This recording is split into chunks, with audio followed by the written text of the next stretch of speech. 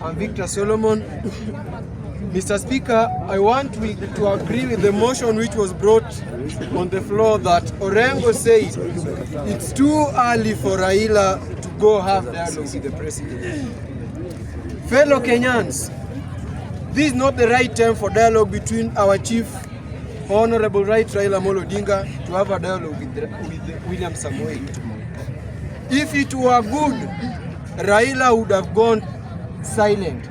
This is the right time for him to go for silent mode. And Mr. Speaker, there's another motion here which I want to dwell on, and as I will be brief as a goat's tail, the issue which was brought on the floor that Kalonzo, Eugene Wamalwa, Martha Karua and other Azimio brigades are leaving Raila alone. Mr. Speaker, allow me to tell this honorable house that those are the weak majority. Isn't the tactics? Even if they go, they have no effect on Azimio. And I would advise them that they should go so that the coalition they have a dream of.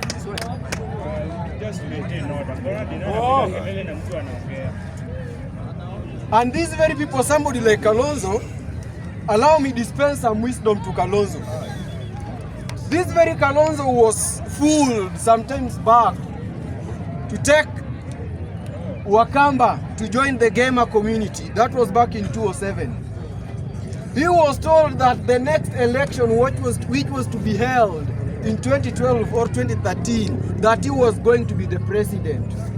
The big question is, did these people consider Kalonzo? Did they even call him on the table? That's the very thing which is happening now. Mr. Kalonzo, you are our senior counsel, and we thank you. You've been of great value to us. I want to advise you that now, before 2027 comes, that don't be misled by some few individuals who are fighting for the interest of their stomachs. Mr. Speaker, these people want to use Kalonzo for their own benefit. The very way they oiled the mountain, which made it very slippery for Right Honorable Raila Amolo Odinga to climb. They placed a double chance bet. That was Martha Karua and Rigiji. Meaning if Martha Karua lost, Rigiji must have won. That's the game they are playing now with Kalonzo. So that our brothers from the eastern side of Kenya can join them for their push of the government. Mr. Speaker, I personally I would have joined the people who are saying Ruto must go. Only and only if they meant Ruto's government to be solved. Yes. Not using a single person's name to create all the problems to our nation. We agree that Ruto is the head of the government, deputized by Right Honorable Rigathi Gachagua. Deputy, not vice, deputy. If something is a mess in Ruto's government, it means even Rigathi Gachagua himself is at a mess. So the very people who are fighting, me included, should withdraw the statement Ruto must go and make it Ruto and Gachagua must go. Or either Ruto's government to be dissolved. Yes. Not using a single person's name. It's as if Ruto alone is governing Kenya, which is very impossible. Mr. Speaker, I want to dispense wisdom to these my brothers who are calling themselves Gen Zs. I'm a millennial. My brother said it a day before yesterday in this very floor, that this is not the first fight for this nation. If it's a matter of liberating this nation, this is a third liberation.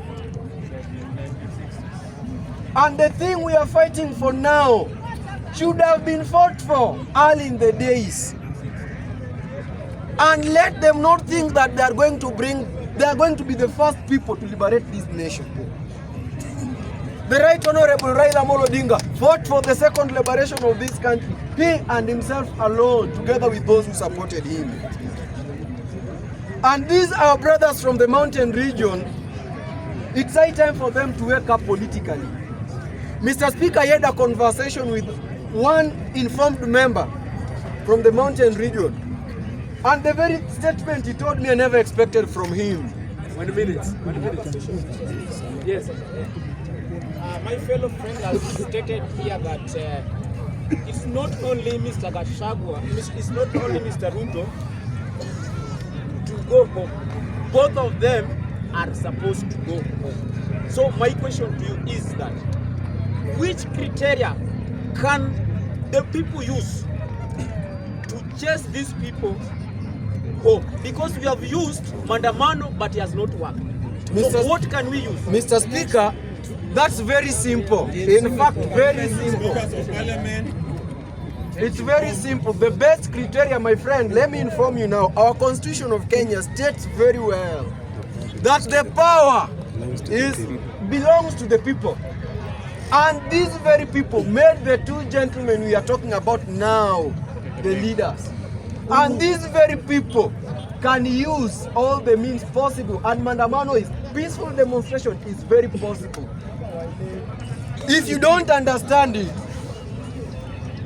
just in last 2 weeks, we brought down finance bill through Mandamano because our MPs who only worshipped Mr. Ruto passed it forcefully, but the Wananchi brought it down. That's the very means we can use. As I conclude, Mr. Speaker, I'm seeing you checking on your watch.